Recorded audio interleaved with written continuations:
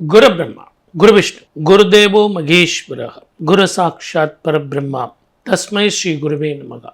என் அன்பு next gen நேயர்கள் அனைவருக்கும் என் அன்பு வணக்கங்கள்.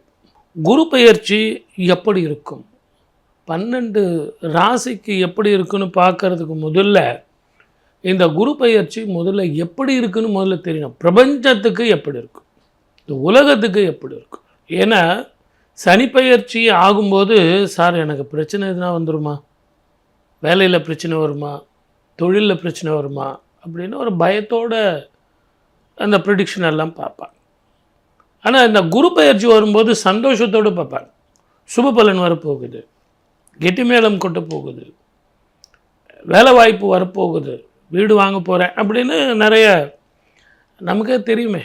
சுபர் பார்வை இல்லையா, ஸ்தான பலம் கிடையாது, அவருக்கு பார்வை பலம் தான் 5, 7, 9.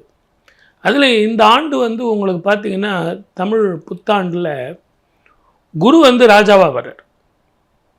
இந்த குரு ராஜாவாக வரும்போது குரு கடகத்தில் போய் உச்சம் பெற போகிறார். 12 ஆண்டுகள் பொறுத்து இந்த வீட்டுக்கு வரப்போகிறார்.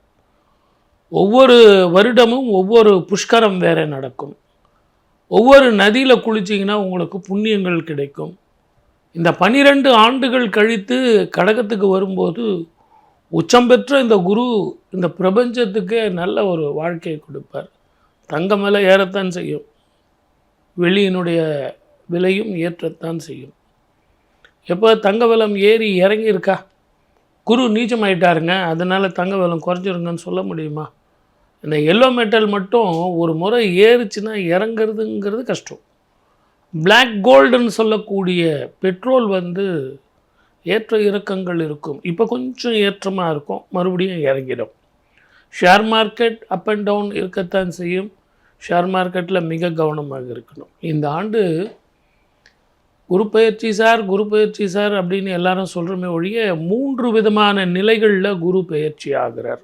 அது என்ன அப்படின்னா, மிதுன ராசியில் குரு இருக்கார், அதில் இருந்து குரு மாறுறார், கடகத்துக்கு மாறும்போது உச்சம் அடைகிறார். இங்கே கூட 5 மாதம்தான் இருக்கார். மறுபடியும் சிம்மத்துக்கு போய் அதிச்சாரமாக மாறுகிறார். அதிச்சாரமாக போயிட்டு திருப்பி வக்கரம் பெறுகிறார். ஸோ 1 வருஷம் இருக்கக்கூடிய குரு உச்சம் பாவம் கடகராசிக்கு பார்த்திங்கன்னா கண்டகச்சனி, அஷ்டமசனி அப்படின்னு 5 வருஷம் அப்படிங்கிறது 5.5 வருஷமாக போயிடுச்சு.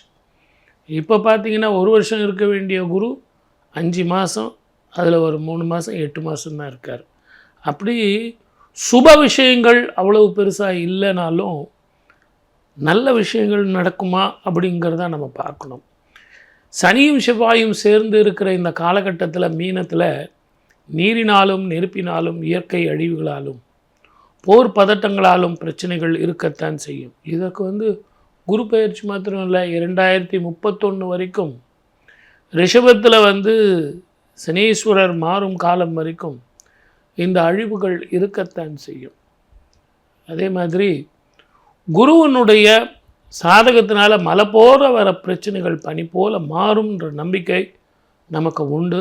அதே நேரத்தில் இந்த குருவோடு சேர்ந்து கேதுவும் இணைய போகிறார்.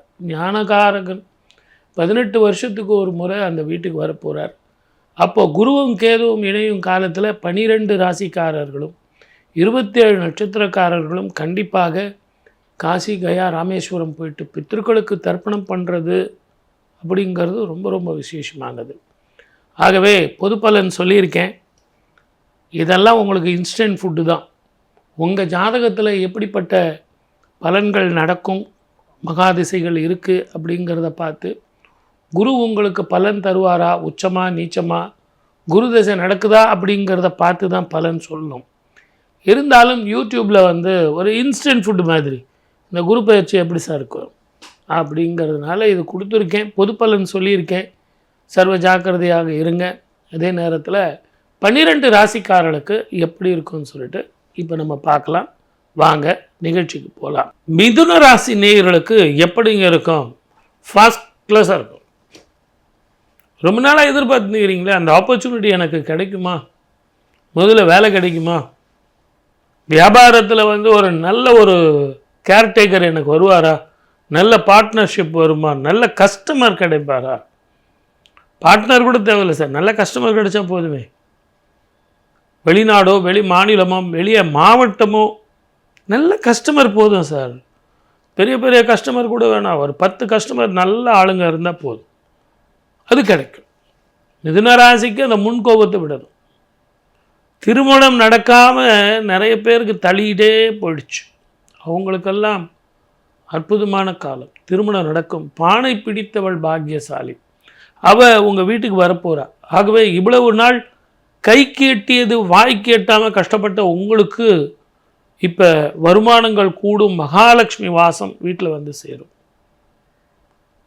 குழந்தை பாக்கியம் இல்லாதவர்களுக்கு குழந்தை பாக்கியம். இது எல்லாத்த விட திருமணத்தில் இருந்து வந்த தடைகள் போகும். அப்படின்னா ஏற்கனவே திருமணமாகி சில பேர் பிரிந்து வாழ்ந்திருப்பீங்க, அவங்களுக்கெல்லாம் ஒரு விடுதலை காலமாக இருக்கும். திருப்பியும் சேர்ந்து வாழக்கூடிய, குழந்தைகளோடு சேர்ந்து இருக்கக்கூடிய சில பேருக்கு அந்த வேலையினால், வியாபாரத்தினால பெங்களூரில், மைசூரில், கர்நாடகாவில் எங்கேயோ இருக்கேன் சார், பாண்டிச்சேரியில் இருக்கேன், கோயம்புத்தூரில் இருக்கேன் அப்படின்னு சொல்கிறவங்க கூட இப்போ இனிமேல் சேர்ந்து நீங்கள் குடும்பத்தோடு இருக்கலாம், குழந்தைங்க நல்லா படிக்கலாம். சார் நான் ரொம்ப கஷ்டப்பட்டு மார்க் போடவே மாட்டேன்றாங்க, எழுதுகிறேன் சார் நான், ஆனால் மார்க் வர மாட்டேங்குது. ஆனால் உங்களுக்கு இனிமே வந்து மெமரி பவர் கூடும். கொஞ்சம் காலையில் படிங்க, நைட்டில் ரொம்ப கண்ணை முழிச்சு படிக்காதீங்க. பசுமரத்து ஆணி அடித்தா மாதிரி அற்புதமான பலன் கிடைக்கும். இதே நேரத்தில் உங்கள் ஜாதகத்தில் ஊர் பிரச்சனையில் போய் தலையிடாதீங்க. ரொம்ப அதிக சுப பலன் கிடைக்கிறதுக்கும், குழந்தை பாக்கியம் தட்டுபவர்களுக்கும், வீடு தட்டுபவர்களுக்கும் ஒரு எளிமையான பரிகாரம், திருவெண்காடு அப்படிங்கிற கோவிலுக்கு போயிட்டு வாங்க. புத பகவானுக்கு காலையில் அங்கே அபிஷேகம் பண்ணுவாங்க. அதை அபிஷேகம் பண்ணிவிட்டு அந்த தீர்த்தம், அந்த பால் எல்லாம் கலந்து ஒரு சொட்டு சாப்பிடுங்க. அது மிகப்பெரிய ஔஷதம். எவ்வளவு சோதனைகள் வந்தாலும் அந்த சோதனைகள் போகும்.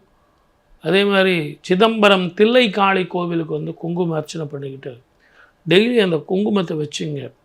சிவசக்தி ஸ்வரூபமாக உங்களுக்கு இறைவன் வந்து ஹெல்ப் பண்ணுவார்.